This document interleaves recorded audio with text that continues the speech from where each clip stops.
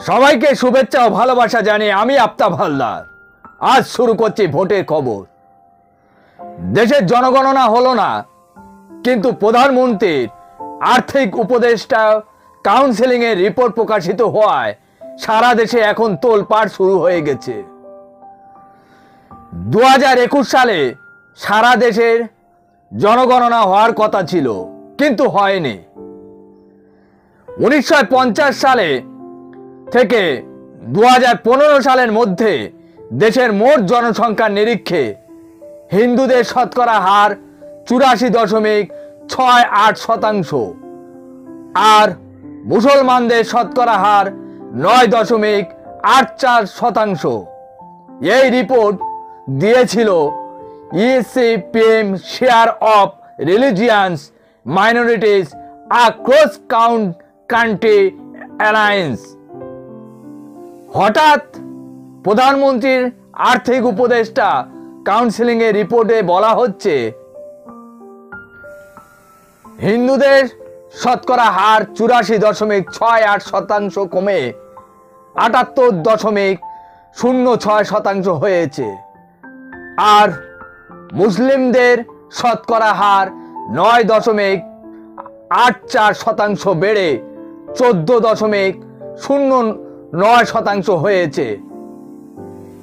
এই রিপোর্ট যখন প্রকাশিত হলো তখন থেকে দেশে বিভিন্ন জায়গায় তোলপাড় শুরু হয়ে গেছে।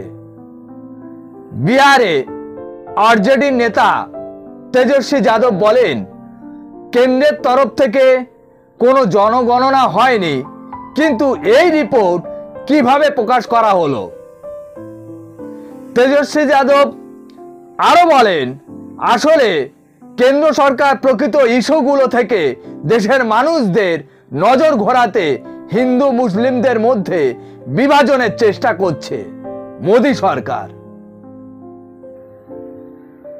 আপনি তো দেশের সব জাতি ধর্মের মানুষের প্রধানমন্ত্রী। সে হিন্দু হতে পারে, সে মুসলিম হতে পারে, সে খ্রিস্টান হতে পারে, সে জৈন হতে পারে, সে শিখ হতে পারে। মোদিজি, আপনি হিন্দু মুসলিম বিভাজন করে সত্যি কি ভোটের ফায়দা তুলতে পারবেন? সত্যি কি আবার মোদিজি ক্ষমতায় আসতে পারবে? আমি আপনাদের কাছে প্রশ্ন রেখে গেলাম, উত্তর আপনারা দেবেন। দেশের জনগণ কি চায় সেটা মোদী সরকার একবারের জন্য জানার চেষ্টা করেছে? আমার মনে হয় মোদী সরকার কোনোদিন জানার চেষ্টা করেনি, কারণ মানুষের আয় ইনকাম দিনের পর দিন কমতে শুরু করেছে, আর জিনিসপত্রের দাম বাড়তে বাড়তে আকাশ ছোঁয়া হয়ে যাচ্ছে। মানুষ সংসার চালাতে গিয়ে নাভিশ্বাস হয়ে উঠছে। এদিকে কেন্দ্র সরকারের লক্ষ্য নজর নেই। কেন্দ্র সরকার অতিমাত্রায় লক্ষ্য নজর দিয়েছে হিন্দু মুসলিমদের বিভাজনের খেলায়। আজকের দিনে দাঁড়িয়ে আমরা গ্যাস কিনছি 1000 টাকায়, যেখানে 2014 সালে আগে গ্যাসের দাম ছিল 400 টাকায়। আজকের দিনে পেট্রোল কিনছি 90 টাকা, যেখানে 2014 সালে আগে পেট্রোলের দাম ছিল 50 টাকা। আজকের দিনে দাঁড়িয়ে প্রত্যেকটা জীবনদায়ী ওষুধের দাম আকাশ ছোঁয়া। যারা বয়স্ক রিটায়ার মানুষ, তাদের ব্যাংকে সুদের হার কমে গেছে, আর বাজারে নিত্য প্রয়োজনীয় জিনিসপত্রের দাম বেড়ে গেছে। আমি কি বলতে পারি না এটা কি মোদী সরকারের আজকের দিনের স্বপ্ন? এর উত্তর আপনারা দেবেন। ভারত যখন ভাগ হয় তখন পরিষ্কার বলা ছিল এটা ধর্মনিরপেক্ষ একটা গণতান্ত্রিক রাষ্ট্র। সেইভাবে সংবিধান তৈরি হয়েছিল। সংবিধানে বলা আছে এ দেশে যারা নাগরিক তারা সমান অধিকার পাবে, সে যে ধর্মের মানুষ হোক না কেন। সে হিন্দু হতে পারে, সে মুসলিম হতে পারে, সে শিখ হতে পারে, সে খ্রিস্টান হতে পারে, আবার জয়েনও হতে পারে। আসলে মোদী সরকার রাম মন্দির ইস্যু করে ভোট ময়দানে নামতে চেয়েছিলেন, কিন্তু দেশের শিক্ষিত বুদ্ধিমান হিন্দুরা সেই ফাঁদে পা দেয়নি। সেই রাম মন্দির ইস্যু মোদী সরকারের কাছে বুমেরাং হয়ে গেছে।